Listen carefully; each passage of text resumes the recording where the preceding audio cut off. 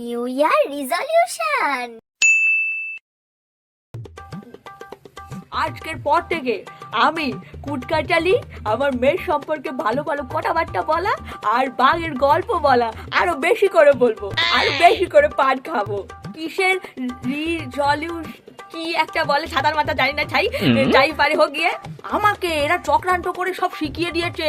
হ্যাঁ, আর বলেছে এইসব যা আর করবে না সেটা ক্যামেরার সামনে বলতে, কিন্তু আমি তো তোমাদের সব সত্যিটাই বলি নাকি। তাহলে আমি এই বছরে দাঁড়িয়ে কি করে যাই পারে হোক ওইটাই আমি কি করে করি বলো তো। না না, আর না, অনেক হয়েছে, আর সহ্য করা যায় না। এবার কিছু একটা করতেই হবে। প্রত্যেকবার পুটুর বাড়ি যাই আর প্রত্যেকবার আমাকে ওরা অপমান করে বাড়ি থেকে তাড়িয়ে দেয়।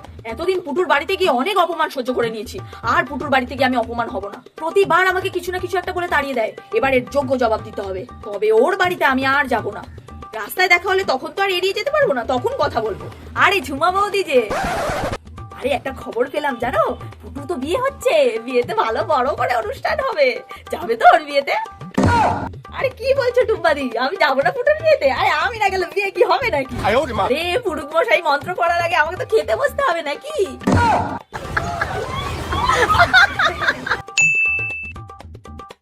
মা মা, কি আজ থেকে আমি ভালো মেয়ে হয়ে যাবো, তোমাকে আর জ্বালাবো না। হ্যাঁ হ্যাঁ, বাহ, তুই সত্যি ভালো মেয়ে হয়ে যাবি? হ্যাঁ গো মা, সত্যি তোমার জন্যই আমি ভালো মেয়ে হয়ে যাবো, তোমার জন্য তো সবকিছু। আমি কি স্বপ্ন দেখছি নাকি? না, একটা চিমটি কেটে দেখি তো। আর দেখে নিও আমি ভালো মেয়ে হবই। কারোর সাথে মারামারি করবো না, ঝগড়া করবো না, কাউকে বাজে কথা বলবো না, শুধু তোমার কথা শুনে চলবো, ঠিক আছে তো? আমি ভালো মেয়ে হয়ে যাবো। আমি কথা শুনি, তুই আমার কথা শুনি না, তুই কথা শুনি না। হ্যাঁ, তুমি বলে দিতে, হ্যাঁ, যে তুই বিষয় করবি, আমি কিছু শুনবো, আমি কিছু শুনবো না। না একদম একদম না, যেটা বলবো আমি সেটা শুনবি, ঠিক আছে? আমি শুধু বলে দিতে, জানি করবো, তুই কি খুব কথা শুনি না?